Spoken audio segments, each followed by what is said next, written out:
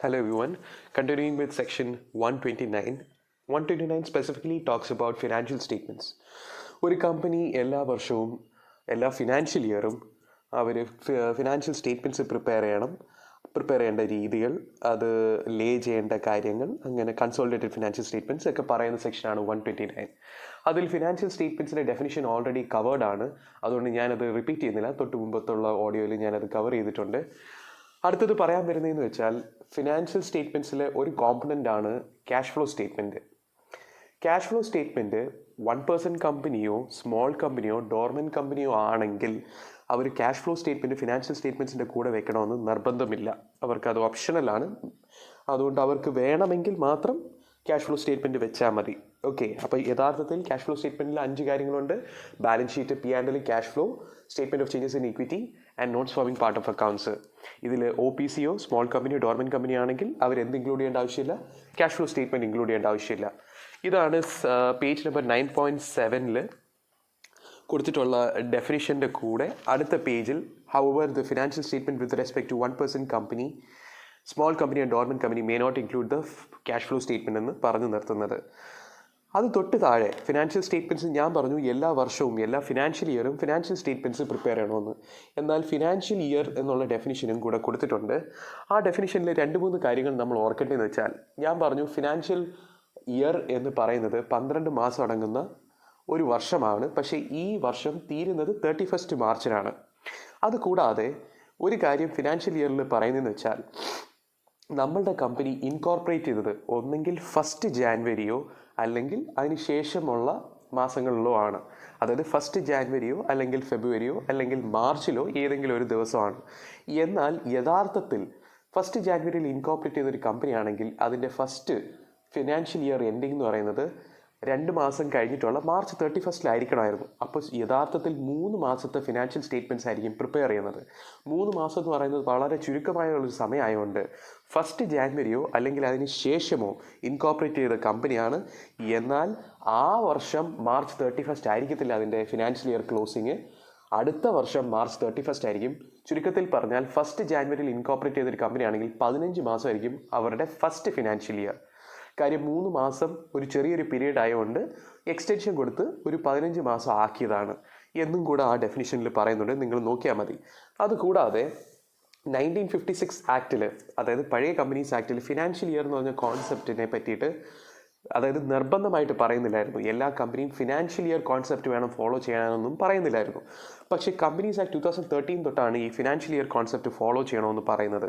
അതുകൊണ്ട് എക്സിസ്റ്റിംഗ് ആയിട്ടുള്ള കമ്പനീസ് ആണെങ്കിൽ നമ്മൾ കമ്പനീസ് ആക്ട് 2013 കമൻസ് ചെയ്തിട്ട് 2 വർഷത്തിനുള്ളിൽ അവർ വേറെ ഏതെങ്കിലും ഫിനാൻഷ്യൽ ഇയർ ഫോളോ ചെയ്യുകയാണെങ്കിൽ, അതായത് ജാനുവരി ടു ഡിസംബറോ അല്ലെങ്കിൽ വേറെ ഏതെങ്കിലും ഫിനാൻഷ്യൽ ഇയർ ഫോളോ ചെയ്യുകയാണെങ്കിൽ അവർ ഇനി മുതൽ ഏത് ഫിനാൻഷ്യൽ ഇയറെ ഫോളോ ചെയ്യാവൂ? കമ്പനീസ് ആക്ട് 2013 കൊടുത്തിട്ടുള്ള മാർച്ച് 31 എൻഡ് ചെയ്യുന്ന ഫിനാൻഷ്യൽ ഇയർ ഫോളോ ചെയ്യണം. അത് ഫോളോ ചെയ്യാൻ വേണ്ടിയിട്ട് അവർക്ക് 2 വർഷത്തെ സമയം കൊടുത്തിട്ടുണ്ട്. That is they have 2 years to align their financial year with the requirements of companies act 2013. അതുകൂടാതെ നമ്മളുടെ കമ്പനി എന്ന് പറയുന്നത് ഒന്നെങ്കിൽ ഒരു ഹോൾഡിംഗ് കമ്പനിയാണ്, അല്ലെങ്കിൽ ഒരു സബ്സിഡറി കമ്പനിയാണ്, അല്ലെങ്കിൽ ഒരു അസോസിയേറ്റ് കമ്പനിയാണ്. ഏത് കമ്പനിയുടെയും ചോദിച്ചാൽ ഒരു ഫോറിൻ കമ്പനിയുടെ. ഞാൻ പറഞ്ഞത് പിടികിട്ടുന്നുണ്ടെന്ന് നിങ്ങൾക്ക് മനസ്സിലാവുന്നുണ്ട്. നമ്മളുടെ കമ്പനി ഒന്നെങ്കിൽ ഒരു ഹോൾഡിംഗ് കമ്പനിയാണ്, അപ്പോൾ നമ്മളുടെ സബ്സിഡറി കമ്പനി ഏതാ? ഒരു ഫോറിൻ കമ്പനി. അല്ലെങ്കിൽ നമ്മളൊരു സബ്സിഡറി കമ്പനിയാണ്, അപ്പോൾ നമ്മളുടെ ഹോൾഡിംഗ് കമ്പനി ഏതാ? ഒരു ഫോറിൻ കമ്പനി. അല്ലെങ്കിൽ നമ്മൾ ഏതാണ്? ഒരു അസോസിയേറ്റ് കമ്പനിയാണ് വേറൊരു ഫോറിൻ കമ്പനിയുടെ. അപ്പോൾ ആ ഫോറിൻ കമ്പനിക്ക് കൺസോൾട്ടേഷൻ പർപ്പസിന് വേണ്ടിയിട്ട് കൺസോൾട്ടേഷൻ പർപ്പസിന് വേണ്ടിയിട്ട്, അതായത് ആ രാജ്യത്തിൻ്റെ കമ്പനീസ് ആക്ട് പ്രകാരം, ഇപ്പോൾ ജർമ്മനിയിലുള്ള ഒരു കമ്പനിയാണെന്ന് വിചാരിച്ചോ. അപ്പോൾ ജർമ്മനിയിലുള്ള കമ്പനിയാണെങ്കിൽ അവരുടെ ഫിനാൻഷ്യൽ ഇയർ എൻഡ് ചെയ്യുന്നത് 31 ഡിസംബറിലായിരിക്കും, മാർച്ചിലായിരിക്കത്തില്ല. അപ്പോൾ അവരുടെ ഫിനാൻഷ്യൽ ഇയറും നമ്മളുടെ ഫിനാൻഷ്യൽ ഇയറും വേറെ വേറെയാണ്. അപ്പോൾ കൺസോൾട്ടേഷൻ പർപ്പസിന് അതിൽ പ്രശ്നം വരും. അങ്ങനെയാണെങ്കിൽ നമ്മൾ സബ്സിഡറിയാണ് ആ ജർമ്മൻ കമ്പനിയുടെ. എന്നാൽ നമുക്ക് വേണമെങ്കിൽ, നമ്മൾ എന്ന് പറയുന്ന ഇന്ത്യൻ കമ്പനിക്ക് വേണമെങ്കിൽ ട്രൈബ്യൂണലിന് ഒരു ആപ്ലിക്കേഷൻ കൊടുത്തിട്ട്, ട്രൈബ്യൂണൽ എന്ന് വെച്ചാൽ NCLT, നാഷണൽ കമ്പനി ലോ ട്രൈബ്യൂണലിന് ഒരു ആപ്ലിക്കേഷൻ കൊടുത്തിട്ട് നമ്മളുടെ ഫിനാൻഷ്യൽ ഇയർ എന്ന് പറയുന്നത് വേണമെങ്കിൽ മാറ്റിയിട്ട് ജർമ്മൻ കമ്പനിയുടെ 31 ഡിസംബറിൽ തീരുന്ന പോലത്തെ ഉള്ള ഒരു ഫിനാൻഷ്യൽ ഇയർ അഡോപ്റ്റ് ചെയ്യുന്ന രീതിയിൽ ഒരു ആപ്ലിക്കേഷൻ നമുക്ക് ട്രൈബ്യൂണലിന് അയച്ചു കൊടുക്കാം.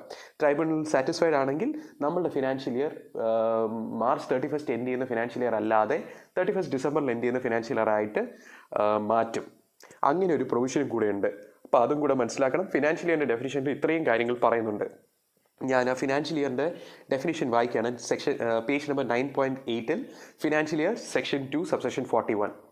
In relation to any company or body corporate. ഇവിടെ കമ്പനിയും ബോഡി കോർപ്പറേറ്റ് എന്ന് പറയുന്നുണ്ട്. ബോഡി കോർപ്പറേറ്റ് ഡെഫിനിഷൻ നിങ്ങൾ കണ്ടിട്ടുണ്ടാകും. Means the period ending on the 31st day of March every year, and where it has been incorporated on or after 1st day of January of a year, the period ending on the 31st day of March of the following year, in respect whereof financial statement of the company or body corporate is made up. ഇതാണ് ആദ്യം ഞാൻ പറഞ്ഞത്. ആ മറ്റേ 15 മാസം കിട്ടുമെന്ന് ആദ്യത്തെ financial year ആണെങ്കിൽ. തൊട്ട് താഴെ, provided that on application made by a company or body corporate which is a holding or a subsidiary or associate of a company incorporated outside India and is required to follow a different financial year for consultation of its accounts outside India, the tribunal may, if it is satisfied, allow any period as its financial year, whether or not that period is a year. അപ്പോൾ വേണമെങ്കിൽ വേറെ ഏതെങ്കിലും 12 മാസം അടങ്ങുന്ന വർഷം financial year ആയിട്ട് tribunal alter ചെയ്ത് തരും ഈ കമ്പനിക്ക്. അല്ലെങ്കിൽ ചിലപ്പോൾ 12 മാസം ആവണമെന്ന് തന്നെ ഇല്ല, ഒരു വർഷം തന്നെ വേണമെന്ന് തന്നെ ഇല്ല. That is a period, not that period is a year. അങ്ങനെ വേണമെങ്കിൽ ആകാം. അപ്പം ഒരു വർഷം തന്നെ വരണമെന്നുമില്ല. ഈ കൺസൾട്ടേഷൻ പർപ്പസിന് വേണ്ടിയിട്ട് ഉള്ള ഒരു ഓൾട്ടറേഷൻ ട്രൈബ്യൂണൽ ചിലപ്പോൾ നൽകി തന്നിരിക്കും. അതുകൂടാതെ ഞാൻ പറഞ്ഞു 2 വർഷത്തിന് സമയം കൊടുത്തിട്ടുണ്ട് കംപ്ലൈ ചെയ്യാൻ, അതായത് നിങ്ങളുടെ ഫിനാൻഷ്യൽ ഇയർ അലൈൻ ചെയ്യാൻ കമ്പനീസ് ആക്ട് പ്രകാരം. ആണ് തൊട്ട് താഴെ കൊടുത്തിരിക്കുന്നത്. Provided further that A company or body corporate existing on the commencement of this act shall within A period of 2 years from such commencement align its financial year as per the provisions of this clause. Clear ആയോ? അപ്പോൾ financial ഇയറിൻ്റെ definition സിമ്പിളാണ്. അതുകൂടാതെ financial statements നമ്മൾ എല്ലാ financial ഇയറിലും prepare ചെയ്യണം. Prepare ചെയ്യുമ്പോൾ നമ്മൾ എങ്ങനെ പ്രിപ്പയർ ചെയ്യണമെന്ന് വെച്ചാൽ ഷെഡ്യൂൾ 3 പ്രകാരം പ്രിപ്പയർ ചെയ്യണം. നിങ്ങൾ ഷെഡ്യൂൾ 3ൻ്റെ ഫോർമാറ്റ് പലതവണ കണ്ടിട്ടുണ്ട്. അക്കൗണ്ട്സിൽ ബാലൻസ് ഷീറ്റും P&Lൻ്റെയും പിന്നെ കൺസോളിഡേറ്റഡ് ഫിനാൻഷ്യൽ സ്റ്റേറ്റ്മെൻറ്റ്സ് എങ്ങനെ പ്രിപ്പയർ ചെയ്യണമെന്നും ഷെഡ്യൂൾ 3ൽ പറയുന്നുണ്ട്. അതുകൂടാതെ ഷെഡ്യൂൾ 3 2ആയിട്ട് ഡിവൈഡ് ചെയ്തിട്ടുണ്ട്. ഒന്ന് AS ഫോളോ ചെയ്യുന്ന കമ്പനീസ് പാലിക്കേണ്ട ഷെഡ്യൂൾ 3യും അതുകൂടാതെ ഇന്ത്യസ് പാലിക്കേണ്ട കമ്പനീസ് ഫോളോ ചെയ്യേണ്ട ഷെഡ്യൂൾ 3യും. അതായത് there is 2 divisions to schedule 3, division 1 and division 2. Division 1 is accounting standards, അതായത് നിങ്ങളെ പഴയ അക്കൗണ്ടിങ് സ്റ്റാൻഡേർഡ്സ്. പിന്നെ division 2 is your new ഇൻഡേസ്. Okay, അതാണ് തൊട്ട് താഴെ കൊടുത്തിരിക്കുന്നത്. കണ്ടോ, schedule 3 has been amended. Vide എന്ന് പറഞ്ഞാൽ സി എന്നാണ് അർത്ഥം. It is Latin for see. അപ്പം ഷെഡ്യൂൾ 3 അമെൻഡ് ചെയ്തത് ഈ നോട്ടിഫിക്കേഷൻ പ്രകാരമാണ് എന്ന് പറയാണ്. അതായത് schedule 3 has been amended see notification number എന്ന് കൊടുത്തിരിക്കുന്നതാണ്. ആ ഡിവിഷൻസ് രണ്ടും അതാണ്. അപ്പം നമ്മളുടെ കമ്പനി ഇന്ത്യസ് ഫോളോ ചെയ്യേണ്ട കമ്പനി ആണെങ്കിൽ ഏത് ഷെഡ്യൂൾ 3 ഫോളോ ചെയ്യണം? ഡിവിഷൻ 2ലുള്ള ഷെഡ്യൂൾ 3 ഫോളോ ചെയ്യണം. ഇനി സെക്ഷൻ 129(1) സ്പെസിഫിക്കലി പറയുന്നത് എന്താണെന്ന് വെച്ചാൽ ഫിനാൻഷ്യൽ സ്റ്റേറ്റ്മെൻറ്റ്സ് എല്ലാ വർഷവും പ്രിപ്പയർ ചെയ്യണം. ആ financial statements true and fair view നൽകുന്ന രീതിയിലുള്ള ഫിനാൻഷ്യൽ സ്റ്റേറ്റ്മെൻറ്റ്സ് ആയിരിക്കണം. അതുകൂടാതെ അക്കൗണ്ടിങ് സ്റ്റാൻഡേർഡ്സ് പാലിച്ചുകൊണ്ടുള്ള ഫിനാൻഷ്യൽ സ്റ്റേറ്റ്മെൻറ്റ്സ് ആയിരിക്കണം. അതുകൂടാതെ ഷെഡ്യൂൾ 3യും പാലിച്ചുകൊണ്ടുള്ള ഫിനാൻഷ്യൽ സ്റ്റേറ്റ്മെൻറ്റ്സ് ആയിരിക്കണം എന്ന് പറയുന്ന സെക്ഷനാണ് 129 സബ്സെക്ഷൻ 1. അപ്പോൾ 129 സബ്സെക്ഷൻ 1ൽ financial statements are required to be prepared as per accounting standards, schedule 3, and it should depict a true and fair view of the state of affairs of the company. ഞാനത് വായിക്കുകയാണ്. True and fair view താഴെ കൊടുത്തിരിക്കുന്നുണ്ടോ? As per section 129(1) the financial statements shall give a true and fair view of the state of affairs of the company or companies എന്ന് പറയുന്നത് മറ്റേ consolidated financial സ്റ്റേറ്റ്മെൻറ്റ്സിനെയൊക്കെയാണ് ഉദ്ദേശിക്കുന്നത്. It shall comply with the accounting standards notified under section 133 and shall be in the form or forms as may be provided for different class or classes of companies in schedule 3. ഇനി അടുത്തത് non applicability. അതായത് schedule 3 പ്രകാരം തന്നെ എല്ലാ കമ്പനീസും അവരുടെ financial statements prepare ചെയ്യണമെന്നാണല്ലോ തൊട്ട് മേളിൽ പറഞ്ഞത്. പക്ഷേ ചില കമ്പനീസ് ഷെഡ്യൂൾ 3 പ്രകാരം വേണ്ട. അത് ഏതാണെന്ന് വെച്ചാൽ നിങ്ങൾ അക്കൗണ്ടൻസിയിൽ എസ്പെഷ്യലി എൻ്റെ വിശ്വാസം നിങ്ങളുടെ അഡ്വാൻസ് അക്കൗണ്ട്സിൻ്റെ പോർഷൻസിൽ, അതായത് പേപ്പർ 5ൽ നിങ്ങൾ കണ്ടു കാണും. ബാങ്കിങ്ങും NBFCസിൻ്റെയും നിങ്ങൾ ഫിനാൻഷ്യൽ സ്റ്റേറ്റ്മെൻറ്റ്സ് പ്രിപ്പയർ ചെയ്യുന്ന രീതികളൊക്കെ പഠിച്ചിട്ടുണ്ടാവും. അതിൽ ബാങ്കിങ് ഇൻഡസ്ട്രിയിൽ പ്രവർത്തിക്കുന്ന ഒരു കമ്പനിയുടെ ബാലൻസ് ഷീറ്റിൻ്റെ ഫോർമാറ്റ് നിങ്ങൾ കണ്ടിട്ടുണ്ടോ? അതായത് അത് കമ്പനിയാണ്, പക്ഷേ ഷെഡ്യൂൾ 3യുടെ ഫോർമാറ്റ് അല്ല അവർ ഫോളോ ചെയ്യുന്നത്. അവർ വേറെ ഏതോ ഫോർമാറ്റാണ് ഫോളോ ചെയ്യുന്നത്. എന്തുകൊണ്ടെന്ന് വെച്ചാൽ ചില പ്രത്യേക കമ്പനീസ് ഉണ്ട്. അതായത് ബാങ്കിങ് മേഖലയിൽ പ്രവർത്തിക്കുന്ന കമ്പനീസ്, ഇൻഷുറൻസ് മേഖലയിൽ പ്രവർത്തിക്കുന്ന കമ്പനീസ്, പിന്നെ ഇലക്ട്രിസിറ്റി കമ്പനീസ്, പിന്നെ വേറെ ഏതെങ്കിലും നിയമപ്രകാരം രൂപീകരിച്ച ഒരു കമ്പനിയാണെങ്കിൽ, അതായത് സ്പെഷ്യൽ സ്റ്റാറ്റ്യൂട്ട് പ്രകാരം രൂപീകരിച്ച കമ്പനിയാണെങ്കിൽ അവർക്ക് ആ സ്റ്റാറ്റ്യൂട്ടിൽ തന്നെ, അതായത് ഇപ്പോൾ ബാങ്കിങ് കമ്പനി ആണെങ്കിൽ ബാങ്കിങ് കമ്പനീസിനെ റെഗുലേറ്റ് ചെയ്യുന്ന പല ആക്ടുകളുണ്ട്. ഒന്ന് RBI ആക്ട് ഉണ്ട്, പിന്നെ ബാങ്കിങ് റെഗുലേഷൻ ആക്ട് ഉണ്ട്. ആ ആക്ടുകളിൽ ചിലപ്പോൾ പറയും അവരുടെ ഫിനാൻഷ്യൽ സ്റ്റേറ്റ്മെൻറ്റ്സ് ഏത് രീതിയിൽ പ്രസൻറ്റ് ചെയ്യണം, ഡിസ്ക്ലോസ് ചെയ്യണം എന്നൊക്കെ പറയും. എന്നാൽ അവർ ആ കമ്പനി ആണെങ്കിലും, although it is A company, banking company, ഞാനൊരു ഉദാഹരണം പറഞ്ഞില്ല, federal bank limited. Federal bank എന്ന് പറയുന്ന ഒരു കമ്പനിയാണ്, ഒരു ലിസ്റ്റഡ് കമ്പനിയാണ്. പക്ഷേ അവരുടെ ഫിനാൻഷ്യൽ സ്റ്റേറ്റ്മെൻറ്റ്സ് എടുത്ത് നോക്കുകയാണെങ്കിൽ ഷെഡ്യൂൾ 3 പ്രകാരമല്ല അവരുടെ ബാലൻസ് ഷീറ്റും P&L പ്രിപ്പയർ ചെയ്തിരിക്കുന്നത്. അവർ പ്രിപ്പയർ ചെയ്തിരിക്കുന്നത് ബാങ്കിങ് റെഗുലേഷൻ ആക്ട് പ്രകാരമാണ്. അപ്പോൾ ചില കമ്പനികൾക്ക് സെക്ഷൻ 129 സബ്സെക്ഷൻ 1 പറയുന്ന രീതിയിൽ ഫിനാൻഷ്യൽ സ്റ്റേറ്റ്മെൻറ്റ്സ് പ്രിപ്പയർ ചെയ്യേണ്ട ആവശ്യമില്ല. അതാണ് ഈ നോൺ ആപ്ലിക്കബിലിറ്റി എന്ന് തൊട്ട് താഴെ കൊടുത്തിരിക്കുന്നത്. ക്ലിയർ ആയോ? അത് ഏതൊക്കെ തരത്തിലുള്ള കമ്പനീസ് ആണെന്ന് പറഞ്ഞാൽ, ഇൻഷുറൻസ് കമ്പനി ആണെങ്കിൽ അവർ ഫോളോ ചെയ്യുന്നത്, അവർക്കൊരു റെഗുലേറ്റർ ഉണ്ട്, IRDA എന്ന് പറയും. ആ IRDA റെഗുലേറ്ററിൽ അതുകൂടാതെ സ്റ്റാറ്റ്യൂട്ട്സും ഉണ്ട്. IRDA അതായത് insurance regulatory and development authority act 1999 insurance act 1938. അപ്പോൾ അതിനകത്ത് പറഞ്ഞിരിക്കുന്ന രീതിയിൽ അവർ ഫിനാൻഷ്യൽ സ്റ്റേറ്റ്മെൻറ്റ്സ് പ്രിപ്പയർ ചെയ്താൽ നമ്മളുടെ കമ്പനീസ് ആക്ടിൻ്റെ സെക്ഷൻ്റെ വയലേഷൻ ആവില്ല. അപ്പോൾ അവർ ആ രീതിയിൽ പ്രിപ്പയർ ചെയ്താൽ മതി, no problem. They don't have to follow schedule 3 and accounting standards and the requirements of section 129 subsection 1 എന്ന് പറയുന്ന നോൺ ആപ്ലിക്കബിലിറ്റി ആണ് തൊട്ട് താഴെ കൊടുത്തിരിക്കുന്നത്. സിമ്പിൾ ആണ്. Provided further that nothing contained in this subsection shall apply to any insurance or banking company or any company engaged in the generation or supply of electricity or to any other class of company for which a form of financial statement has been specified in or under the act governing such class of companies. അപ്പോൾ banking കമ്പനീസിനെ govern ചെയ്യുന്ന, regulate ചെയ്യുന്ന specific ആയിട്ടുള്ള വേറെ ആക്ടുകളുണ്ട്. അപ്പോൾ അതിനകത്ത് അവരുടെ റെഗുലേഷനെ പറ്റിയിട്ടും financial statements എങ്ങനെ ഉണ്ടാക്കണമെന്നൊക്കെ പറ്റിയിട്ട് ഡീറ്റെയിൽ ആയിട്ട് കൊടുത്തിട്ടുണ്ട്. എന്നാൽ അവർ ആ രീതി ഫോളോ ചെയ്താൽ മതി. കമ്പനീസ് ആക്ടിൽ പറയുന്ന പോലെ ഷെഡ്യൂൾ 3 ഫോളോ ചെയ്യേണ്ട ആവശ്യമില്ല. അതുകൂടാതെ ഷെഡ്യൂൾ 3-നകത്ത് കുറേ ഡിസ്ക്ലോഷർ റിക്വയർമെൻറ്റ്സ് പറയുന്നുണ്ടാകും. ആ ഡിസ്ക്ലോഷർ റിക്വയർമെൻറ്റ്സ് പലതും ഉണ്ടാവത്തില്ല. ഒരു ഇൻഷുറൻസ് കമ്പനീൻ്റെ ഫിനാൻഷ്യൽ സ്റ്റേറ്റ്മെൻറ്റ്സ് പ്രിപ്പയർ ചെയ്യുന്നത് IRDA ഇൻഷുറൻസ് ആക്ട് പ്രകാരം പ്രിപ്പയർ ചെയ്യുകയാണെങ്കിൽ ആ ഫിനാൻഷ്യൽ സ്റ്റേറ്റ്മെൻറ്റ്സിൽ ആ ഡിസ്ക്ലോഷർ റിക്വയർമെൻറ്റ്സ് വരുന്നില്ല. അങ്ങനെ ഡിസ്ക്ലോഷർ റിക്വയർമെൻറ്റ്സ് ഒന്നും ഇല്ലാതെ പ്രിപ്പയർ ചെയ്താലും, ബട്ട് ബാങ്കിങ് കമ്പനി, ഇൻഷുറൻസ് കമ്പനിയും അവരുടെ ആക്ട് പ്രകാരമാണ് പ്രിപ്പയർ ചെയ്തത്. അങ്ങനെ പ്രിപ്പയർ ചെയ്താൽ companies act and disclosure meet ചെയ്യുന്നില്ല എന്ന് പറഞ്ഞുകൊണ്ട് it does not show true and fair view എന്ന് നമുക്ക് പറയാൻ പറ്റത്തില്ല. അതായത് disclosure requirements as per schedule 3 follow ചെയ്തില്ലെങ്കിലും ഇൻഷുറൻസ് കമ്പനിക്കും ബാങ്കിങ് കമ്പനിക്കും കുഴപ്പമില്ല, as long as banking company, insurance കമ്പനിയും അവരവരുടെ ആക്റ്റിൽ പറഞ്ഞിരിക്കുന്ന കാര്യങ്ങളെല്ലാം ഫോളോ ചെയ്യുന്നുണ്ടെങ്കിൽ. ഫിനാൻഷ്യൽ സ്റ്റേറ്റ്മെൻറ്റ്സിനെ ഡിസ്ക്ലോഷറിനെ പറ്റിയിട്ടും പ്രസൻറ്റേഷനെ പറ്റിയിട്ടുമാണ് ഇവിടെ ഉദ്ദേശിക്കുന്നത്. തൊട്ട് താഴെ കണ്ടോ, provided that the financial statement shall not be treated as not disclosing. അപ്പോൾ അങ്ങനെ ട്രീറ്റ് ചെയ്യത്തില്ല, ട്രൂ ആൻഡ് ഫെയർ വ്യൂ നൽകുന്നില്ല എന്ന് പറഞ്ഞ് ട്രീറ്റ് ചെയ്യത്തില്ല. എപ്പോൾ? Merely by the reason of the fact that they do not disclose. Insurance company ആണെങ്കിൽ insurance company insurance ആക്ടിലോ IRDA ആക്ടിലോ പറയാത്ത വേറെ ഏതെങ്കിലും കാര്യങ്ങൾ ഡിസ്ക്ലോസ് ചെയ്തില്ല എന്ന് പറഞ്ഞുകൊണ്ട്, പക്ഷേ ഷെഡ്യൂൾ 3 പ്രകാരം ഡിസ്ക്ലോസ് ചെയ്യണമായിരുന്നു, പക്ഷേ അവർ ഡിസ്ക്ലോസ് ചെയ്തില്ല എന്ന് പറഞ്ഞുകൊണ്ട് അവരുടെ financial statements true and fair view നൽകുന്നില്ല എന്ന് നമുക്ക് പറയാൻ പറ്റത്തില്ല. കാര്യം അവരുടെ ആക്ട് പ്രകാരം തന്നെയാണ് പ്രിപ്പയർ ചെയ്തിരിക്കുന്നത്. So no problem. അതേപോലെ ബാങ്കിങ് കമ്പനി ആണെങ്കിൽ matters which are not required to be disclose by banking regulation act. അതേപോലെ ഇലക്ട്രിസിറ്റി കമ്പനി ആണെങ്കിൽ ഇലക്ട്രിസിറ്റി ആക്ട് 2003. യഥാർത്ഥത്തിൽ ഇലക്ട്രിസിറ്റി ആക്ടിൽ ഷെഡ്യൂൾ, അതായത് അവരുടെ ഫിനാൻഷ്യൽ സ്റ്റേറ്റ്മെൻറ്റ്സ് പ്രിപ്പയർ ചെയ്യുന്നതിൻ്റെ ഫോർമാറ്റിനെ പറ്റി പറയുന്നില്ല. അപ്പോൾ യഥാർത്ഥത്തിൽ ഷെഡ്യൂൾ 3 തന്നെയാണ് ഇലക്ട്രിസിറ്റി കമ്പനിക്ക് ഉപയോഗിക്കുന്നത്. പിന്നെ വേറെ ഏതെങ്കിലും company that is formed under special statute, ആ സ്റ്റാറ്റ്യൂട്ടിൽ തന്നെ പറയുന്നുണ്ട്, സ്പെഷ്യൽ സ്റ്റാറ്റ്യൂട്ട് എന്ന് പറഞ്ഞാൽ സ്പെഷ്യൽ ലോ, ആ സ്റ്റാറ്റ്യൂട്ടിൽ തന്നെ പറയുന്നുണ്ട് എങ്ങനെ പ്രിപ്പയർ ചെയ്യണമെന്ന്. എന്നാൽ അങ്ങനെ തന്നെ നിങ്ങൾ പ്രിപ്പയർ ചെയ്താൽ മതി. ഷെഡ്യൂൾ 3 പ്രകാരം പ്രിപ്പയർ ചെയ്യേണ്ട, അതായത് സെക്ഷൻ 129 സബ്സെക്ഷൻ 1 പ്രകാരം നിങ്ങൾ പ്രിപ്പയർ ചെയ്യേണ്ട ആവശ്യം ഇല്ല. അപ്പോൾ സെക്ഷൻ 129 സബ്സെക്ഷൻ 1 മനസ്സിലായെന്ന് വിചാരിക്കുന്നു. സെക്ഷൻ 129 സബ്സെക്ഷൻ 2 പോവുകയാണ്. അത് സിമ്പിളാണ്. ഇത്രേ പറയുന്നുള്ളൂ. എല്ലാം AGMലും കമ്പനിയുടെ ബോർഡ് ഓഫ് ഡയറക്ടേഴ്സിന് ഒരു ഡ്യൂട്ടി ഉണ്ട്. അവരെന്ത് ചെയ്യണമെന്ന് വെച്ചാൽ ഫിനാൻഷ്യൽ സ്റ്റേറ്റ്മെൻറ്റ്സ് ഈ AGMൻ്റെ മുന്നിൽ, മെമ്പേഴ്സിൻ്റെ മുന്നിൽ ഫിനാൻഷ്യൽ സ്റ്റേറ്റ്മെൻറ്റ്സ് പ്രിപ്പയർ ചെയ്ത് എല്ലാ വർഷവും അവർ ലേ ചെയ്യണമെന്നുണ്ട്. ലേ ചെയ്യാന്ന് വെച്ചാൽ മെമ്പേഴ്സിന് നോക്കാനും പരിശോധിക്കാനും അവർക്ക് അഡോപ്ഷൻ പ്രോസസ്സിലൂടെ മുന്നോട്ട് പോകാനും വേണ്ടിയിട്ട് ഈ ഫിനാൻഷ്യൽ സ്റ്റേറ്റ്മെൻറ്റ്സ് എടുത്ത് മുന്നോട്ട് വെക്കണം. AGMത്തിൻ്റെ ഫ്രണ്ടിൽ കൊണ്ടുപോയി തന്നെ വെക്കണം. അങ്ങനെ ഒരു ഡ്യൂട്ടി ഉണ്ട് ബോർഡ് ഓഫ് ഡയറക്ടേഴ്സിന്. അപ്പോൾ ബോർഡ് ഓഫ് ഡയറക്ടേഴ്സിന് എന്താണ് ഡ്യൂട്ടി? എല്ലാ AGMലും ബോർഡ് ഓഫ് ഡയറക്ടേഴ്സ് എന്ത് ചെയ്യണം? AGM സ്റ്റാർട്ട് ചെയ്യുന്ന ആ സമയത്ത് ഫിനാൻഷ്യൽ സ്റ്റേറ്റ്മെൻറ്റ്സ് എടുത്ത് ഫ്രണ്ടിൽ കൊണ്ടുപോയി വെക്കണം. ഏതിൻ്റെ ഫ്രണ്ടിൽ കൊണ്ടുപോയി വെക്കണം? AGMത്തിൽ കൊണ്ടുപോയി ലേ ചെയ്യണം, മെമ്പേഴ്സിൻ്റെ ഫ്രണ്ടിൽ കൊണ്ടുപോയി വെക്കണം. തൊട്ട് താഴെ കിടക്കുന്നുണ്ടോ, laying of financial statement section 129(2) at every AGM of a company, the board of directors of the company shall lay before such meeting financial statements for the financial year. അത് യഥാർത്ഥത്തിൽ ഓഡിറ്റഡ് ഫിനാൻഷ്യൽ സ്റ്റേറ്റ്മെൻറ്റ്സും ആയിരിക്കും.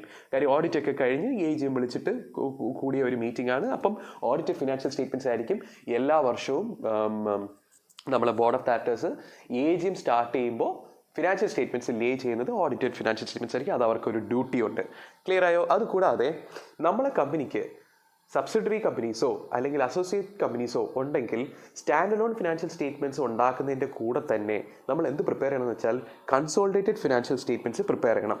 അപ്പോൾ consolidated financial statements prepare ചെയ്യേണ്ട company ഏതാണെന്ന് ചോദിച്ചാൽ a company that has subsidiaries or associate or joint ventures they have to prepare consolidated financial statements along with their standalone financial statements.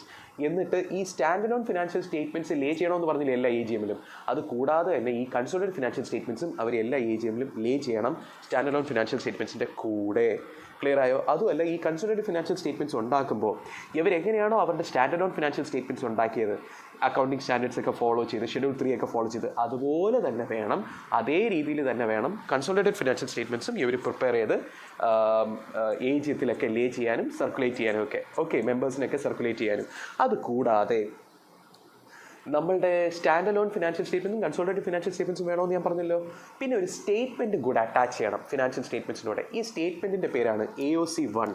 AOC1 എന്ന് പറഞ്ഞാൽ എന്ന് പറഞ്ഞാൽ accounts of companies. അതായത് AOC എന്ന് പറഞ്ഞാൽ ഒരു ഫോമിൻ്റെ പേരാണ്. AOC1 എന്ന് പറഞ്ഞാൽ നമ്മളുടെ കമ്പനിക്ക് സബ്സിഡറീസ് ഒക്കെ ഉണ്ടെങ്കിൽ സബ്സിഡറീസിനെ പറ്റിയിട്ടുള്ള സാലിയൻറ്റ് ഫീച്ചേഴ്സ് കാണിക്കുന്ന ഒരു സ്റ്റേറ്റ്മെൻറ്റാണ് AOC1. ഞാൻ നിങ്ങൾക്കൊരു എക്സാമ്പിളായിട്ട് ITC ലിമിറ്റഡിൻ്റെ AOC1 ആണ് ഞാൻ ഇവിടെ അറ്റാച്ച് ചെയ്ത് വെച്ചിരിക്കുന്നത്. അപ്പോൾ AOC1 കാണുന്നത് കണ്ടോ? സാലിയൻറ്റ് ഫീച്ചേഴ്സ് എന്ന് പറഞ്ഞാൽ ഇമ്പോർട്ടൻറ്റ് ഫീച്ചേഴ്സ്. അതായത് പല സബ്സിഡറീസും ഉണ്ടാവും ഒരു കമ്പനിക്ക്, എന്നാൽ ആ സബ്സിഡറീസിനെ പറ്റിയിട്ടുള്ള ചില ഇമ്പോർട്ടൻ്റ് ആയിട്ടുള്ള ഫീച്ചേഴ്സ് കാണിക്കുന്ന ഒരു ഫോർമാറ്റിലുള്ള ഒരു ഷീറ്റാണ് AOC1. ആ AOC1 കൂടെ നിങ്ങൾ ഇതിൻ്റെ കൂടെ അറ്റാച്ച് ചെയ്യണം. ഏതിൻ്റെ കൂടെ എന്ന് വെച്ചാൽ ഫിനാൻഷ്യൽ സ്റ്റേറ്റ്മെൻറ്റ്സിൻ്റെ കൂടെ. അപ്പോൾ യഥാർത്ഥത്തിൽ 3 കാര്യങ്ങളായിരിക്കും നിങ്ങൾ പ്രിപ്പയർ ചെയ്യുന്നത്. ഒന്ന് സ്റ്റാൻഡ് അലോൺ ഫിനാൻഷ്യൽ സ്റ്റേറ്റ്മെൻറ്റ്, പിന്നെ കൺസോളിഡേറ്റഡ് ഫിനാൻഷ്യൽ സ്റ്റേറ്റ്മെൻറ്റ്, പിന്നെ AOC1 എന്ന് പറയുന്ന ഒരു ഫോർമാറ്റിലുള്ള ഒരു സ്റ്റേറ്റ്മെൻറ്റ് പ്രിപ്പയർ ചെയ്യും. ഈ സ്റ്റേറ്റ്മെൻറ്റിനകത്ത് എന്താ കാണിക്കുന്നത്? സാലിയൻറ്റ് ഫീച്ചേഴ്സ് ഓഫ് സബ്സിഡറീസ് ആണ് കാണിക്കുന്നത്. സാലിയൻറ്റ് ഫീച്ചേഴ്സ് എന്ന് പറഞ്ഞാൽ എന്താ? Important features. അതായത് നമ്മൾ ITC ലിമിറ്റഡിന് ഒരു സബ്സിഡറി ഉണ്ടെങ്കിൽ ആ സബ്സിഡിയുടെ ടോട്ടൽ ലൈബിലിറ്റീസ് എത്ര, ടോട്ടൽ അസറ്റ്സ് എത്ര, അതായത് ഡീറ്റെയിൽഡ് ആയിട്ടുള്ള ഫിനാൻഷ്യൽ സ്റ്റേറ്റ്മെൻറ്റ് അല്ല സബ്സിഡറീസിനെ പറ്റിയിട്ട്. അവരുടെ മേജറായിട്ടുള്ള അവരുടെ നെറ്റ് പ്രോഫിറ്റ് എത്രയായിരുന്നു ഈ വർഷം, അങ്ങനെ ഇമ്പോർട്ടൻ്റ് ആയിട്ടുള്ള ചില കാര്യങ്ങൾ കാണിച്ചുകൊണ്ടുള്ള ഒരു സ്റ്റേറ്റ്മെൻറ്റാണ് AOC1. എന്തിനെ പറ്റിയിട്ടുള്ള സ്റ്റേറ്റ്മെൻറ്റാണ്? സബ്സിഡറീസിനെ പറ്റിയിട്ടുള്ള ഇമ്പോർട്ടൻറ്റ് കാര്യങ്ങൾ കാണിച്ചിട്ടുള്ള ഒരു സ്റ്റേറ്റ്മെൻറ്റാണ് AOC1. ക്ലിയർ ആയോ ഞാൻ പറഞ്ഞത്? അപ്പം 3 കാര്യങ്ങളാണ് ഒരു ഹോൾഡിംഗ് കമ്പനി പ്രിപ്പയർ ചെയ്യേണ്ട ഫിനാൻഷ്യൽ സ്റ്റേറ്റ്മെൻറ്റ്സിനെ പറ്റി പറയുന്ന ഒരു 3 കാര്യങ്ങളാണ്. ഏതൊക്കെയാണ്? ഒന്ന് സ്റ്റാൻഡ് അലോൺ, പിന്നെ കൺസോളിഡേറ്റഡ് ഫിനാൻഷ്യൽ സ്റ്റേറ്റ്മെൻറ്റ്, പിന്നെ AOC1 എന്ന് പറഞ്ഞ സബ്സിഡറീസിനെ പറ്റിയിട്ടുള്ള സ്റ്റേറ്റ്മെൻറ്റ്. ഞാൻ ആ പോർഷൻ വായിക്കുകയാണെങ്കിൽ, consolidation of financial statements, Section 129, Subsection 3. Where a company has one or more subsidiaries or associate companies, it shall, in addition to financial statements provided under Subsection 2, prepare a consolidated financial statement of the company and all of its subsidiaries and associate companies in the same form and manner that of its own and in accordance with applicable accounting standards, which shall also be laid before the annual general meeting of the company along with the laying of its financial statements under Subsection 2. അതാണ് ഞാൻ തൊട്ട് നേരത്തെ പറഞ്ഞത്. സ്വന്തം stand alone financial സ്റ്റേറ്റ്മെൻറ്റ്സും AGM-ൽ ലേ ചെയ്യുന്നതിൻ്റെ കൂടെ എന്ത് ലേ ചെയ്യണം? CFS-ഉം ലേ ചെയ്യണം, അതായത് കൺസോളിഡേറ്റഡ് ഫിനാൻഷ്യൽ സ്റ്റേറ്റ്മെൻറ്റ്സും ലേ ചെയ്യണം. അതുകൂടാതെ company shall attach along with its financial statement a separate statement containing the salient features of the financial statements of its subsidiary or subsidiaries in form AOC1. ഇത് as per rule 5 of companies accounts rules 2014 ആണ്. അപ്പോൾ യഥാർത്ഥത്തിൽ 3 കാര്യങ്ങൾ കൊണ്ടുപോയി വെക്കും. എവിടെ? AGM start ചെയ്യുമ്പോൾ മെമ്പേഴ്സിൻ്റെ മുന്നിൽ കൊണ്ടുപോയി വെക്കുന്നതാണ് സ്റ്റാൻഡ് അലോൺ, കൺസോളിഡേറ്റഡ്, പിന്നെ AOC1-ൻ്റെ സ്റ്റേറ്റ്മെൻറ്റ്. ക്ലിയർ ആയോ? അത് കൂടാതെ അടുത്ത പേജിൽ provided further that the central government may provide for consolidation of accounts in such manner as may be prescribed. അതായത് കമ്പനീസ് ആക്ടിൽ എങ്ങനെ കൺസോളിഡേറ്റഡ് ഫിനാൻഷ്യൽ സ്റ്റേറ്റ്മെൻറ്റ്സ് പ്രിപ്പയർ ചെയ്യണമെന്ന് പറയും. അതാണ് അവർ ഉദ്ദേശിച്ചത്. അതുകൂടാതെ for the purpose of this subsection the word subsidiary shall include associate and joint venture.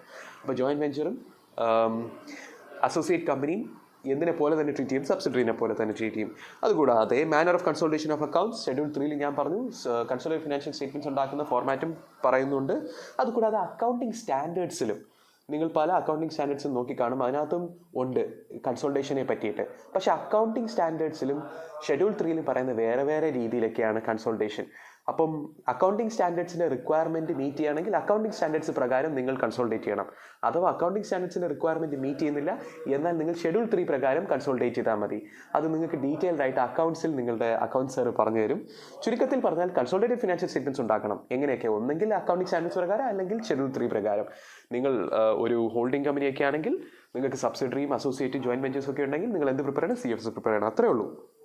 തൊട്ട് താഴെ, in case where a company is not required to prepare CFS, that is as per accounting standards, then it shall be sufficient if the company complies with provisions of consolidated financial statements provided in Schedule 3 of the Act എന്നാണ് ആ പോർഷനിൽ പറയുന്നത്. അതല്ലേ ഞാൻ ഇപ്പോൾ പറഞ്ഞത്.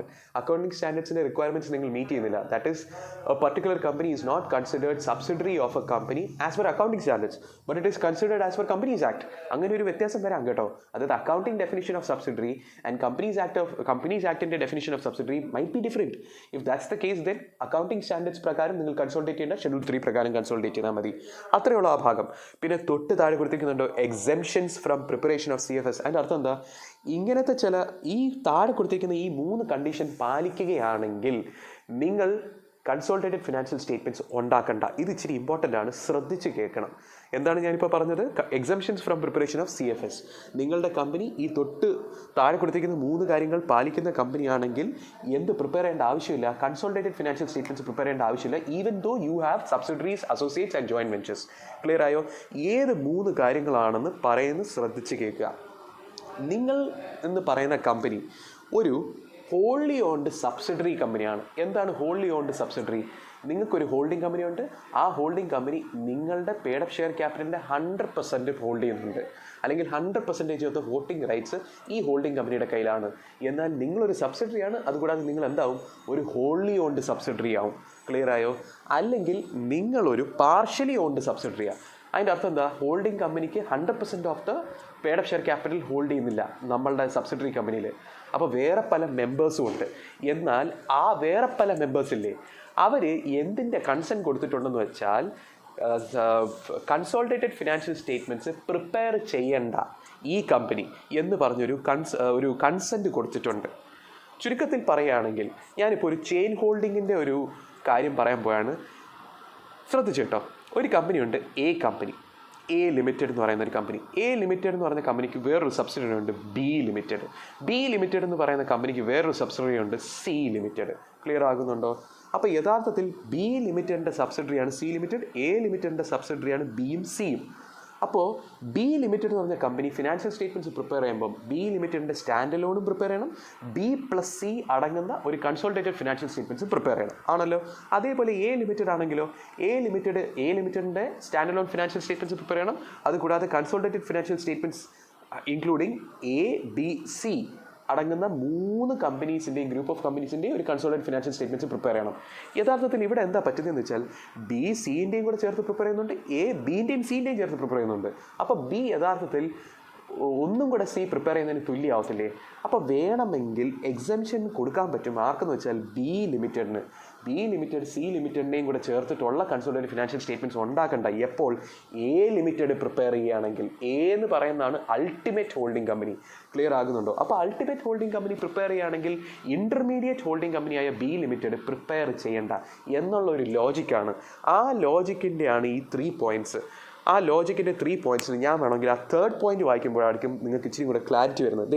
It's ultimate or any intermediate holding company files consolidated financial statement with the registrar which are in compliance with applicable accounting standards. അപ്പോൾ ഇവിടെ ആരാണ് അൾട്ടിമേറ്റ് ഹോൾഡിംഗ് കമ്പനി? എ ലിമിറ്റഡാ. അപ്പോൾ എ ലിമിറ്റഡ് പ്രിപ്പയർ ചെയ്തോളും കൺസോളിഡേറ്റഡ് ഫിനാൻഷ്യൽ സ്റ്റേറ്റ്മെൻറ്റ്സ്. ഇനി ബിയും prepare ചെയ്യണ്ട.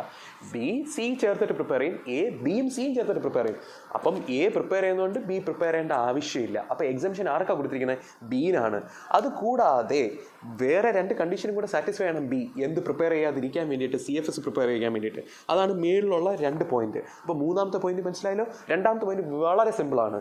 ഈ B limited എന്ന് പറഞ്ഞ കമ്പനി ഒരു ലിസ്റ്റഡ് കമ്പനി ആകരുത്, അല്ലെങ്കിൽ a company in the process of ലിസ്റ്റിംഗും ആകരുത് in India or outside India. നമുക്ക് വേണമെങ്കിൽ ഔട്ട്സൈഡ് ഇന്ത്യയും ലിസ്റ്റ് ചെയ്യാം. ഇൻഫോസിസ് എന്ന് പറഞ്ഞ കമ്പനി ന്യൂയോർക്ക് സ്റ്റോക്ക് എക്സ്ചേഞ്ചിൽ ലിസ്റ്റ് ചെയ്തിട്ടുണ്ട്. So that means it is a listed company but listed in a stock exchange outside India. അപ്പോൾ ബി ലിമിറ്റഡ് എന്ന് പറഞ്ഞ കമ്പനി എന്താവരുത്? ഒരു ലിസ്റ്റഡ് കമ്പനി ആവരുത്, or in the process of listing ആവരുത്, whether in India or outside India. അതുകൂടാതെ തൊട്ട് മേളിലുള്ള first point ഒന്നും കൂടെ പറഞ്ഞുതരാം. ബി ലിമിറ്റഡ് എന്ന് പറഞ്ഞ ഒരു പാർഷ്യലി ഓൺഡ് സബ്സിഡറി ആണ് എ ലിമിറ്റഡിൻ്റെ. അതിൻ്റെ അർത്ഥം എന്താണ്? എ ലിമിറ്റഡ് 100% ഷെയർ ബി ലിമിറ്റഡിൻ്റെ ഹോൾഡ് ചെയ്യുന്നില്ല, അതായത് ഹോൾഡി ഓൺഡ് സബ്സിഡറി അല്ല. അപ്പോൾ ബി ലിമിറ്റഡിന് വേറെ ഏതോ മെമ്പേഴ്സ് ഉണ്ട്. ആ മെമ്പേഴ്സ് കൺസെൻറ്റ് കൊടുത്തിട്ടുണ്ട് ബി ലിമിറ്റഡിന് എന്ന് പറഞ്ഞുകൊണ്ട് നിങ്ങൾ കൺസോളിഡേറ്റഡ് ഫിനാൻഷ്യൽ സ്റ്റേറ്റ്മെൻറ്റ്സ് ഉണ്ടാക്കിയാലും നമ്മൾ മെമ്പേഴ്സിന് കുഴപ്പമില്ല. കാര്യം എ ലിമിറ്റഡ് പ്രിപ്പയർ ചെയ്യുന്നുണ്ടല്ലോ, അപ്പോൾ അത് കുഴപ്പമില്ല, നിങ്ങൾ പ്രിപ്പയർ ചെയ്യേണ്ട എന്ന് പറഞ്ഞിട്ട് ആര് കൊടുത്തിട്ടുണ്ട്? ബി ലിമിറ്റഡിൻ്റെ വേറെ മെമ്പേഴ്സ് കൊടുത്തിട്ടുണ്ട് കൺസെൻറ്റ്. ക്ലിയർ ആയോ? അപ്പോൾ ഈ 3 പോയിൻറ്റ്സ് നിങ്ങൾ കംപ്ലൈ ചെയ്യുകയാണെങ്കിൽ നിങ്ങൾ എന്ത് പ്രിപ്പയർ ചെയ്യേണ്ട? CFS പ്രിപ്പയർ ചെയ്യേണ്ട. ഏതൊക്കെയാണ് 3 പോയിന്റുകൾ? ഒന്നെങ്കിൽ നിങ്ങളുടെ അൾട്ടിമേറ്റ് ഹോൾഡിംഗ് കമ്പനി അല്ലെങ്കിൽ ഇൻ്റർമീഡിയറ്റ് ഹോൾഡിംഗ് കമ്പനി എന്ത് പ്രിപ്പയർ ചെയ്യുന്നുണ്ട്? CFS പ്രിപ്പയർ ചെയ്യുന്നുണ്ട്, രജിസ്ട്രാറിന് അയച്ചു കൊടുക്കുന്നുണ്ട്. എന്നാൽ നിങ്ങളാകുന്ന ഒരു സബ്സിഡറി, നിങ്ങൾക്കൊരു സബ്സിഡറി ഉണ്ടെങ്കിൽ നിങ്ങൾ യഥാർത്ഥത്തിൽ ആ സബ്സിഡറിനെ ചേർത്തൊരു CFS ഒക്കെ ഉണ്ടാക്കേണ്ടത്, അതായത് BCനെ ചേർത്തൊരു കൺസോളിഡേറ്റഡ് ഫിനാൻഷ്യൽ സ്റ്റേറ്റ്മെൻറ്റ്സ് ഉണ്ടാക്കേണ്ടത്. പ്രിപ്പയർ ചെയ്യേണ്ട, കുഴപ്പമില്ല. അതുകൂടാതെ വേറെ 2 പോയിന്റ്സും കൂടി സാറ്റിസ്ഫൈ ചെയ്യണം. ഏതൊക്കെയാണ്? ഈ ഇൻ്റർമീഡിയറ്റ് ആയിട്ടുള്ള സബ്സിഡറി കമ്പനി അല്ലെങ്കിൽ ബി ലിമിറ്റഡ് എന്തല്ല, ഒരു ലിസ്റ്റഡ് കമ്പനി അല്ല. അതുകൂടാതെ not in the process of ലിസ്റ്റിംഗും അല്ല. അതുകൂടാതെ വേറെന്താണ്? ഈ ബി ലിമിറ്റഡ് ഒരു പാർഷ്യലി ഓൺഡ് സബ്സിഡറി ആണെങ്കിൽ ബി ലിമിറ്റഡിൻ്റെ വേറെ മെമ്പേഴ്സ്, ഹോൾഡിംഗ് കമ്പനി അല്ലാത്ത വേറെ മെമ്പേഴ്സ് എന്തിന് സമ്മതം കൊടുത്തിട്ടുണ്ട്? കൺസോളിഡേറ്റഡ് ഫിനാൻഷ്യൽ സ്റ്റേറ്റ്മെൻറ്റ്സ് ഉണ്ടാക്കണ്ട എന്ന് പറഞ്ഞ് സമ്മതം കൊടുത്തിട്ടുണ്ട്. അപ്പോൾ ഈ 3 കണ്ടീഷൻസ് ക്യുമുലേറ്റീവ് ആണ്. ഈ 3 കണ്ടീഷൻസ് പാലിക്കുകയാണെങ്കിൽ ആർക്ക് കൺസോളിഡേറ്റഡ് ഫിനാൻഷ്യൽ സ്റ്റേറ്റ്മെൻറ്റ്സ് ഉണ്ടാക്കേണ്ട ആവശ്യമില്ല? ബി ലിമിറ്റഡിന് ഉണ്ടാക്കേണ്ട ആവശ്യമില്ല. ഞാൻ ഫസ്റ്റ് പോയിന്റ് വായിക്കുകയാണ്. It is a wholly owned subsidiary or is a partially owned subsidiary of another company and all its other members, അതായത് ഹോൾഡിംഗ് കമ്പനി അല്ലാത്ത other members including those not otherwise entitled to vote, അതായത് preference share ഹോൾഡേഴ്സിനെയാണ് അവർ ഉദ്ദേശിക്കുന്നത്. Having been intimated in writing and for which the proof of delivery of such intimation is available with the company do not object to the company not presenting consolidated financial statements. അപ്പോൾ members ഇതിന് സമ്മതം കൊടുത്തിട്ടുണ്ട്. നിങ്ങൾ എന്ത് prepare ചെയ്യേണ്ടതെന്ന് പറഞ്ഞു B ലിമിറ്റഡിൻ്റെ മെമ്പേഴ്സും ബി ലിമിറ്റഡിനോട്? CFS പ്രിപ്പയർ ചെയ്യേണ്ട, ബിയും സിയും അടങ്ങുന്ന ഒരു CFS പ്രിപ്പയർ ചെയ്യേണ്ടതെന്ന് പറഞ്ഞ് സമ്മതം കൊടുത്തിട്ടുണ്ട്. അതുകൂടാതെ ബി ലിമിറ്റഡ് എന്തല്ല, ലിസ്റ്റഡ് കമ്പനിയും അല്ല and not in the process of ലിസ്റ്റിംഗും അല്ല. അതുകൂടാതെ ബി ലിമിറ്റിൻ്റെ അൾട്ടിമേറ്റ് പേരൻ്റ് എന്ത് പ്രിപ്പയർ ചെയ്തോളും? എല്ലാവരെയും അടങ്ങുന്ന ഒരു CFS പ്രിപ്പയർ ചെയ്തോളും. അതുകൊണ്ട് കുഴപ്പമില്ല. ഈ 3 കണ്ടീഷൻ സാറ്റിസ്ഫൈ ആണെങ്കിൽ എന്ത് പ്രിപ്പയർ ചെയ്യേണ്ട? ബി ലിമിറ്റഡ് CFS പ്രിപ്പയർ ചെയ്യേണ്ട. ക്ലിയർ ആയോ? പിന്നെ തൊട്ട് താഴെ പ്രൊവൈഡഡ് എന്ന് കൊടുത്തിരിക്കുന്നത് കണ്ടോ? അത് തൽക്കാലം നോക്കേണ്ട ആവശ്യമില്ല. കാര്യം അതിൻ്റെ സമയപരിധിയൊക്കെ കഴിഞ്ഞു. അത് 2015 ഉള്ള കാര്യങ്ങളാണ്, അതൊക്കെ കഴിഞ്ഞു. അപ്പുറത്തെ പേജിലും പ്രൊവൈഡഡ് എന്ന് പറഞ്ഞ് വീണ്ടും തുടങ്ങുന്നത്, അതും അതിൻ്റെ സമയപരിധിയൊക്കെ കഴിഞ്ഞു. 2014-15 ഫിനാൻഷ്യൽ ഇയറിനെ പറ്റിയിട്ടൊക്കെയുള്ള അതൊക്കെ കഴിഞ്ഞു. ക്ലിയർ ആയോ? പിന്നെ അടുത്ത പേജിൽ 9.11 സെക്കൻഡ് പോയിന്റ് കിടക്കുന്നുണ്ടോ? സെക്കൻഡ് പോയിന്റിൽ പറയുന്നത് ശ്രദ്ധിച്ചേക്കുക. The provisions applicable to the preparation, adoption and audit of the financial statements of a holding company shall mutatis mutandis also apply to consolidated financial statements. ഇനി നിങ്ങൾ ശ്രദ്ധിക്കേണ്ട ഏത് വാക്കാന്ന് വെച്ചാൽ ഈ മുറ്റാറ്റിസ് മുറ്റാൻഡിസ് എന്ന് പറയുന്ന ലാറ്റിൻ വാക്കാണ്. ഈ ലാറ്റിൻ വാക്കിൻ്റെ അർത്ഥമാണ് ഞാൻ പറയാൻ പോകുന്നത്. ശ്രദ്ധിച്ചേട്ടോ. നിങ്ങൾ ICAയിൽ പഠിക്കുന്ന സ്റ്റുഡൻസ് ആണ്. ICAയിൽ പഠിക്കുന്ന സ്റ്റുഡൻസ് ആണെങ്കിൽ ICAയുടെ റെഗുലേഷൻസ് പാലിച്ചുകൊണ്ട് വേണം നിങ്ങൾ പ്രവർത്തിക്കാൻ, ആണല്ലോ. ICAയുടെ പല റെഗുലേഷൻസ് ഞാൻ പറയാൻ പോവുകയാണെങ്കിൽ ശ്രദ്ധിച്ചേട്ടോ. Every CA male student shall dress appropriately whenever entering ICA premises എന്നാണ് ഫസ്റ്റ് റൂൾ. രണ്ടാമത്തെ rule, every ICA male student shall report at the required time within 10 minutes from the starting of class. അതായത് class start ചെയ്യാൻ പോകുന്നതിന് 10 minute മുമ്പെങ്കിലും നിങ്ങൾ class റൂമിൽ report ചെയ്യണം. നിങ്ങൾ എന്ന് പറഞ്ഞാൽ ആര്? ഒരു ICAയിൽ പഠിക്കുന്ന CA മെയിൽ സ്റ്റുഡൻറ്റ്. ക്ലിയർ ആകുന്നുണ്ടോ? അതുകൂടാതെ every ICA male student shall at appropriate intervals as fixed by ICA remit the tuition fees accordingly. അതായത് സമയങ്ങളിൽ ICA നിശ്ചയിക്കുന്ന സമയങ്ങളിൽ എന്ത് കൊടുത്തിട്ടുണ്ടാവണം? ട്യൂഷൻ ഫീസ് കൊടുത്തിട്ടുണ്ടാവണം. ക്ലിയർ ആകുന്നുണ്ട്? ഈ റൂൾസ് ക്ലിയർ ആകുന്നുണ്ടോ? ഇതിനകത്ത് ഞാൻ എടുത്തെടുത്ത് പറയുന്നുണ്ട് ICA മെയിൽ സ്റ്റുഡൻ്റ് എന്ന് എടുത്തെടുത്ത് പറയുന്നുണ്ട്. എന്നിട്ട് ഏറ്റവും താഴെ ഞാനൊരു ലൈൻ ആഡ് ചെയ്യുകയാണേ, these rules shall mutatis mutandis apply to every female CA student also എന്ന് പറയുകയാണെങ്കിൽ അതിൻ്റെ അർത്ഥം എന്താ? നിങ്ങളൊരു ഫീമെയിൽ സ്റ്റുഡൻ്റ് ആണെങ്കിൽ ഈ റൂൾസ് വായിക്കുമ്പോൾ എവിടെയൊക്കെ മെയിൽ എന്ന് കൊടുത്തിട്ടുണ്ടോ അവിടെ നിങ്ങൾ മെയിൽ മാറ്റിയിട്ട് നിങ്ങൾ ഫീമെയിൽ എന്ന് എഴുതി ചേർക്കണം. അതായത് ഈ റൂൾസ് ആർക്കും ബാധകമാണ്, ഫീമെയിൽസിനും ബാധകമാണ്. നിങ്ങൾ ആ ഒരു നെസസറി ചേഞ്ച് ഇല്ലേ, മെയിൽ എന്നുള്ള കാര്യം വെട്ടിയിട്ട് ഫീമെയിൽ ആക്കാനുള്ള നെസസറി ചേഞ്ച്, അത് നിങ്ങൾ അങ്ങ് വരുത്തിയാൽ മതി.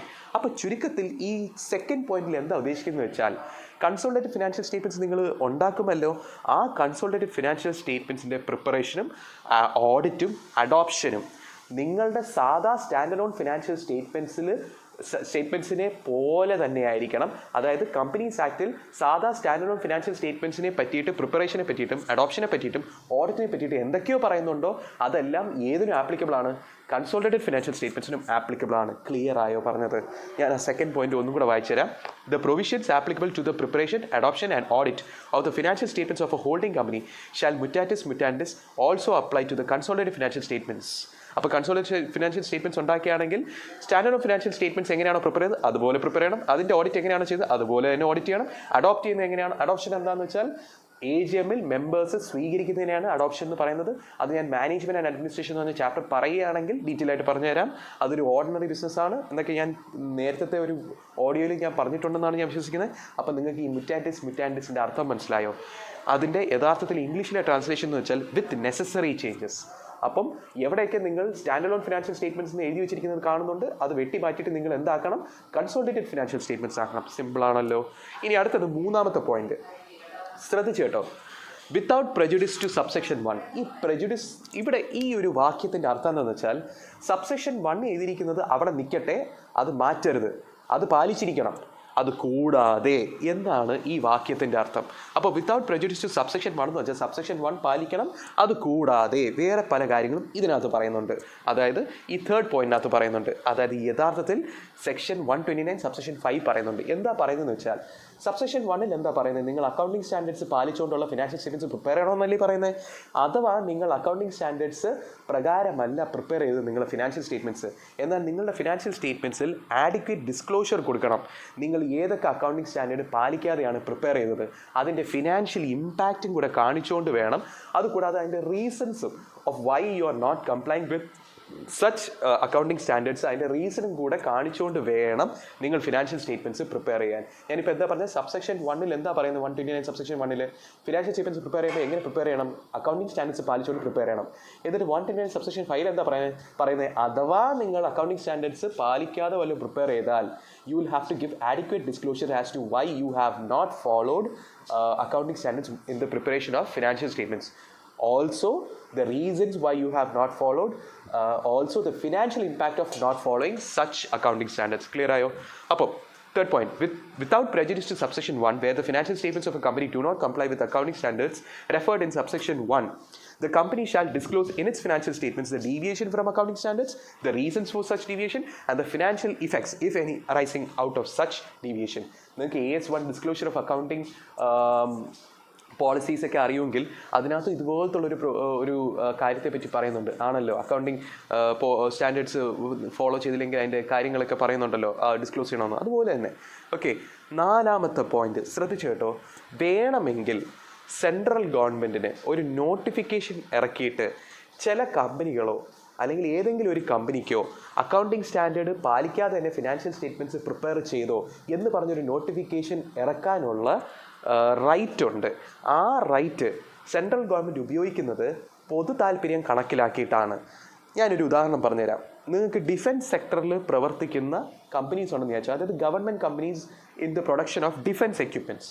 ഈ ഡിഫൻസ് എക്യുപ്മെൻറ്റ്സ് പറഞ്ഞാൽ ഒരു രാജ്യത്തിൻ്റെ ചില ഇൻറ്റഗ്രിറ്റിയെ ബാധിക്കുന്ന സീക്രറ്റ് ആയിട്ടുള്ള ചില കാര്യങ്ങൾ പ്രൊഡ്യൂസ് ചെയ്യുന്ന നമ്മളൊരു പലതരത്തിലുള്ള ഡിഫൻസ് എക്യുപ്മെൻറ്റ്സ് പ്രിപ്പയർ ചെയ്യും, പ്രൊഡ്യൂസ് ചെയ്യും. ആ പ്രൊഡ്യൂസ് ചെയ്യുന്ന ഡിഫൻസ് എക്യുപ്മെൻറ്റ്സിനെ എല്ലാം നമ്മൾ ഡിസ്ക്ലോസ് ചെയ്യുകയാണെങ്കിൽ നമ്മളുടെ എനിമി രാജ്യത്തിന് നമ്മളെ പറ്റിയിട്ടുള്ള ഇൻഫർമേഷൻ കിട്ടും. അങ്ങനെ ഒരു ഇൻഫർമേഷൻ കിട്ടുകയാണെങ്കിൽ അത് ഇന്ത്യ എന്നുള്ള രാജ്യത്തിനെ ബാധിക്കും. അത് ബാധിക്കാതിരിക്കാൻ വേണ്ടിയിട്ട് ഡിഫൻസ് സെക്ടറിലൊക്കെ പ്രവർത്തിക്കുന്ന കമ്പനീസ് ആണെങ്കിൽ അവർ സെഗ്മെൻറ്റ് റിപ്പോർട്ടിംഗ് ഒന്നും ഫോളോ ചെയ്യേണ്ട, AS17 പ്രകാരമുള്ള സെഗ്മെൻറ്റ് റിപ്പോർട്ടിംഗ് ഒന്നും ഫോളോ ചെയ്യേണ്ട. അവർ എങ്ങനെയൊക്കെ എന്തൊക്കെ ഉണ്ടാക്കി, ജോഗ്രഫിക്കൽ ലൊക്കേഷൻ, അസറ്റിൻ്റെ ലൊക്കേഷൻ വെച്ചുകൊണ്ടൊന്നും സെഗ്മെൻറ്റ് റിപ്പോർട്ടിംഗ് ഒന്നും കാണിക്കേണ്ട.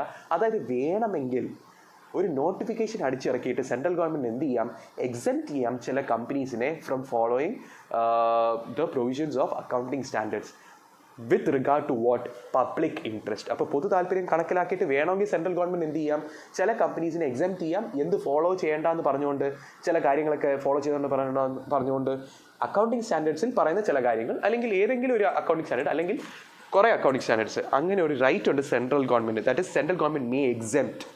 ഓക്കെ, അപ്പോൾ ഫോർത്ത് പോയിന്റ് നോക്കി. The central government may on its own or on an application by a class or classes of companies. Central government വേണമെങ്കിൽ സ്വമേധയ അല്ലെങ്കിൽ ഏതെങ്കിലും കമ്പനിയോ അല്ലെങ്കിൽ കുറേ കമ്പനികൾ ചേർന്ന് സെൻട്രൽ ഗവൺമെൻറ് ആപ്ലിക്കേഷൻ കൊടുത്തു. എന്തിനു വേണ്ടിയിട്ട്?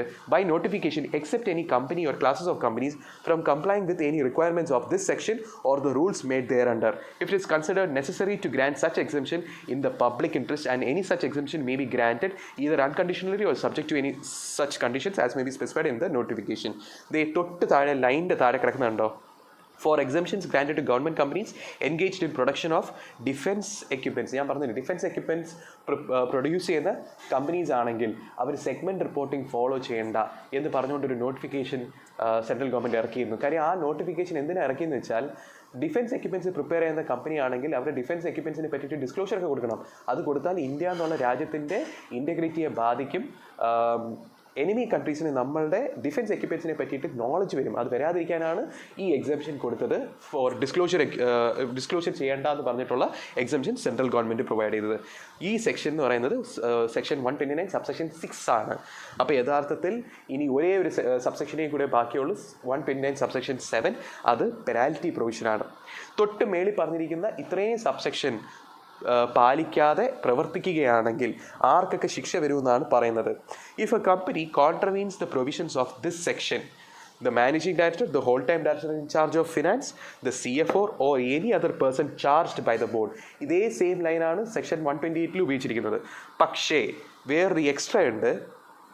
with the duty of complying with the requirements of this section and in the absence of any of the officers mentioned above, അതായത് CFO ഇല്ലെങ്കിൽ, മാനേജിംഗ് ഡയറക്ടർ ഇല്ലെങ്കിൽ, whole time director in charge of finance ഇല്ലെങ്കിൽ, എല്ലാ ഡയറക്ടേഴ്സിനും punishment വരും section 129 പ്രകാരം. അപ്പോൾ section 128ഉം 129ൻ്റെയും പെനാൽറ്റി പ്രൊവിഷൻ സിമിലർ ആണ്. ഒറ്റൊരു ഡിഫറൻസേ ഉള്ളൂ.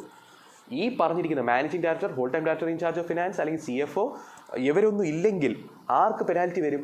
എല്ലാ ഡയറക്ടേഴ്സിനും പെനാൽറ്റി വരും. മറ്റടുത്ത് അങ്ങനെ ഇല്ല, എല്ലാ ഡയറക്ടേഴ്സിനും പെനാൽറ്റി വരുമെന്നുള്ള പ്രൊവിഷൻ പറയുന്നില്ല. ക്ലിയർ ആയോ? അതായത് 128ൽ അങ്ങനെയല്ല. ഇവിടെ 129 സ്പെസിഫിക്കലി പറയുന്നത് ഇവരാരും ഇല്ലെങ്കിൽ എല്ലാ ഡയറക്ടേഴ്സിനും പെനാൽറ്റി വരും. എന്താണ് പെനാൽറ്റി? സെയിം പെനാൽറ്റിയാണ്. 1 വർഷം വരെ അകത്ത് കിടക്കാം, അല്ലെങ്കിൽ 50,000 മിനിമം ഫൈൻ അടയ്ക്കേണ്ടി വരും. അത് മാക്സിമം 5 ലക്ഷം വരെ പോകാം, ഇല്ലെങ്കിൽ ഭാഗ്യം ഉണ്ടെങ്കിൽ രണ്ടും കൂടെ ചേർത്ത് കിട്ടും, ഓർ വിത്ത് ബോത്ത്. ക്ലിയർ ആയോ? അപ്പോൾ ഞാൻ ആ പെനാൽറ്റി പ്രൊവിഷൻ ഒന്ന് വായിക്കുകയാണ്. If a company contravenes the provisions of this section, the managing director, the whole time director in charge of finance, the CFO or any other person charged by the board with the duty of complying with the requirements of this section and in the absence of any other officers mentioned above, all the directors shall be punishable with imprisonment for a term which may extend to 1 year or and or ആണ് with fine which shall not be less than 50,000 but which may extend to 5 lakh or with both. Clear ആയോ? അടുത്ത പേജിൽ അത് ഡയഗ്രമായിട്ട് represent ചെയ്തതേ ഉള്ളൂ. സിമ്പിളാണ്, മനസ്സിലായെന്ന് ഞാൻ വിശ്വസിക്കുന്നു. എക്സാമ്പിളൊക്കെ ഉണ്ട്, നിങ്ങൾ എക്സാമ്പിൾ തന്നെ നോക്കുക. ഞാൻ വേണമെങ്കിൽ എക്സാമ്പിൾ ഒന്ന് വായിച്ചു തരാം. The Board of Directors of ABC Limited wants to circulate unaudited accounts before the AGM of the shareholders of the company, whether such act of ABC Limited is tenable. Okay, ഇതിനകത്ത് ഒരു പ്രശ്നമുണ്ട്. ഇവിടെ circulate അൺഓഡിറ്റഡ് accounts before AGM ആണ്. അപ്പോൾ AGMലും ലേ ചെയ്യണം financial statements. അത് കൂടാതെ AGMത്തിന് മുമ്പും സർക്കുലേറ്റ് ചെയ്യണമെന്നുള്ള ഒരു സെക്ഷനുണ്ട്. അത് രണ്ട് സെക്ഷനെ സത്യം പറഞ്ഞാൽ രണ്ട് സെക്ഷൻസ് ഉണ്ട്. ആ രണ്ട് സെക്ഷൻസും കൂടെ കൊളാബറേറ്റ് ചെയ്തിട്ടുള്ള ഒരു എക്സാമ്പിളാണ്. ഇതേ കണ്ടോ, സെക്ഷൻ 129 സബ്സെക്ഷൻ 2 എന്താ പറയുന്നത്? എല്ലാ AGMലും ഫിനാൻഷ്യൽ സ്റ്റേറ്റ്മെൻറ്റ്സ് ലേ ചെയ്യണമെന്നാണ് പറയുന്നത്. അത് ആരുടെ ഡ്യൂട്ടിയാണ്? ബോർഡ് ഓഫ് ഡയറക്ടേഴ്സിൻ്റെയാണ്. പക്ഷേ ഈ ലേ ചെയ്യുന്ന financial statements audited financial statements ആയിരിക്കണം എന്നുള്ളൊരു സ്പെസിഫിസിറ്റിയും ഉണ്ട് യഥാർത്ഥത്തിൽ. അത് ഞാൻ അവിടെ വെച്ച് പറഞ്ഞു. പക്ഷേ അവിടെ ഡീറ്റെയിൽ ആയിട്ട്, അതായത് സെക്ഷൻ 129 സബ്സെക്ഷൻ 2 എടുത്ത് പറയുന്നില്ല ഓഡിറ്റഡ് വേണമെന്ന്. പക്ഷേ ഓഡിറ്റഡ് തന്നെ ആയിരിക്കണം യഥാർത്ഥത്തിൽ. Section 129(2) of the Companies Act 2013 provides that at every annual general meeting of a company, the board of directors shall lay before such meeting financial statements for the financial year. അത്രേ പറയുന്നുള്ളൂ. പക്ഷേ എന്ത് financial statements ആയിരിക്കണം? Audited financial statements തന്നെ ആയിരിക്കണം. പക്ഷേ അത് എടുത്ത് പറയുന്നില്ല 129 സബ്സെക്ഷൻ 2-ൽ. ഓഡിറ്റഡ് എന്നുള്ള വാക്ക് എടുത്ത് പറയുന്നില്ല. പക്ഷേ വേറൊരു സെക്ഷനിൽ ഫർദർ സെക്ഷൻ 134 സബ്സെക്ഷൻ 7 അതെന്താണെന്ന് ഞാൻ കുറച്ച് കഴിയുമ്പോൾ ഞാൻ പറഞ്ഞുതരാം.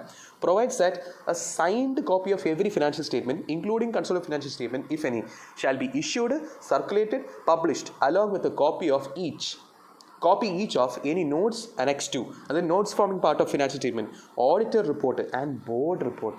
See, ഈ സെക്ഷനിൽ എന്താ പറയുന്നത് വെച്ചാൽ ഞാൻ പറയുന്നത് ശ്രദ്ധിച്ചേട്ടോ. ഏജിയം അറ്റൻഡ് ചെയ്യുന്നതിന് മുമ്പ് ഏജിയം വിളിച്ചുകൊണ്ടൊരു നോട്ടീസ് അയക്കത്തില്ലേ കമ്പനി? 21 ദിവസം ക്ലിയർ ഡേയ്സ് നോട്ടീസൊക്കെ കൊടുത്തുകൊണ്ട് ഒരു നോട്ടീസ് അയക്കത്തില്ലേ? ആ നോട്ടീസ് അയക്കുന്നതിൻ്റെ കൂടെ തന്നെ എന്തൊക്കെ അയക്കും അവർ? നോട്ടീസിൻ്റെ കൂടെ ഫിനാൻഷ്യൽ സ്റ്റേറ്റ്മെൻറ്റ്സ് അയക്കും. ഈ financial statements audited financial statements ആയിരിക്കും, ഓഡിറ്റ് റിപ്പോർട്ട് ആയിരിക്കും, ബോർഡ് റിപ്പോർട്ട് ആയിരിക്കും. ഇത്രയും സാധനങ്ങൾ അടങ്ങുന്ന ഒരു ആനുവൽ റിപ്പോർട്ട് എന്ന് പറയുന്ന ഒരു സാധനമായിരിക്കും നോട്ടീസിൻ്റെ കൂടെ മെമ്പേഴ്സിന് അയച്ചു കൊടുക്കുന്ന കമ്പനി. ഇത് ഇത്രയും വായിച്ച് പഠിച്ചിട്ടായിരിക്കും ആര് ഏജ് അറ്റൻഡ് ചെയ്യാൻ വരുന്ന മെമ്പേഴ്സ്. അപ്പോൾ ഓഡിറ്റഡ് ഫിനാൻഷ്യൽ സ്റ്റേറ്റ്മെൻറ്റ്സ് ഇഷ്യൂ ചെയ്യാവും, പബ്ലിഷ് ചെയ്യാവും, സർക്കുലേറ്റ് ചെയ്യാവും. ഇഷ്യൂ ചെയ്യാന്ന് വെച്ചാൽ നോട്ടീസിനോട് ഇഷ്യൂ ചെയ്യുക, പബ്ലിഷ് ചെയ്യാന്ന് വെച്ചാൽ വെബ്സൈറ്റിൽ പബ്ലിഷ് ചെയ്യുക, സർക്കുലേറ്റ് ചെയ്യാന്ന് വെച്ചാൽ കൊടുത്തു വിടുക, കറക്കി വിടുക. ക്ലിയർ ആകുന്നുണ്ടോ? അപ്പോൾ യഥാർത്ഥത്തിൽ അൺഓഡിറ്റഡ് അക്കൗണ്ട്സ് ഒന്നും മെമ്പേഴ്സിന് കൊടുക്കരുത്, ഓഡിറ്റഡേ കൊടുക്കാവൂ. എസ്പെഷ്യലി ഏജിയത്തിന് വേണ്ടിയിട്ടുള്ള പർപ്പസ് ആണെങ്കിൽ ഓഡിറ്റഡ് തന്നെ ആയിരിക്കണം. ഏജിയം സ്റ്റാർട്ട് ചെയ്യുകയാണെങ്കിൽ ഏജിയത്തിൻ്റെ മുന്നിലും കൊണ്ടുവയ്ക്കുന്ന ഫിനാൻഷ്യൽ സ്റ്റേറ്റ്മെൻറ്റ്സും എന്തായിരിക്കണം? ഓഡിറ്റഡ് ഫിനാൻഷ്യൽ സ്റ്റേറ്റ്മെൻറ്റ്സ് ആയിരിക്കണം. ക്ലിയർ ആയോ? അപ്പം ഈ പ്രവൃത്തി കമ്പനി ചെയ്ത ഈ പ്രവൃത്തി ABC ലിമിറ്റഡ് എന്ന് പറഞ്ഞ ഈ പ്രവൃത്തി നിയമപ്രകാരമായിട്ട് തെറ്റാണ്. ഓക്കെ.